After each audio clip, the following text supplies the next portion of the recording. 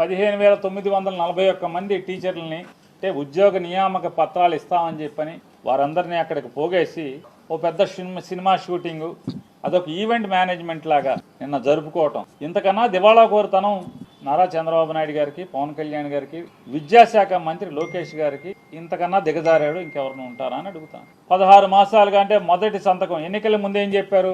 25,000తో మేము mega DSC సంతకం పెడతాం, మన ప్రభుత్వం ఎక్కిన 100 రోజుల్లోపు నియామకం పూర్తి చేస్తాం అని చెప్పి ఎన్నికల ముందు ప్రచార ఆర్భాటం చేసి, ఎన్నికలు అయిన తర్వాత మొదటి సంతకం అని చెప్పి మెగా డిఎస్సి మీద మొదటి సంతకం అని చెప్పి దాన్ని 15,941 పోస్టులకి పరిమితం చేసి, అప్పటికే జగన్మోహన్ రెడ్డి గారు ఇచ్చినటువంటి నోటిఫికేషన్ 6,100 టీచర్ పోస్టుల నియామకానికి జగన్మోహన్ రెడ్డి గారు ఇచ్చినటువంటి ఆ ప్రభుత్వం ఇచ్చినటువంటి 6,100 టీచర్ల నియామకం నోటిఫికేషన్ కూడా దీంట్లోకి క్లబ్ చేసి ఈ 6,100తో కలిపి మీరు ఇచ్చిన నోటిఫికేషన్తో కలిపి ఎన్ని ఇవ్వాలి?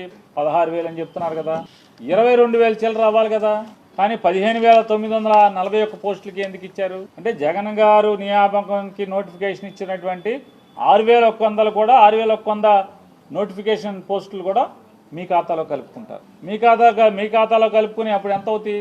10,000 పట్టుమని 10,000 పోస్టులు కూడా లేనటువంటి మీ డిఎస్సిని 15,000 అని చెప్పి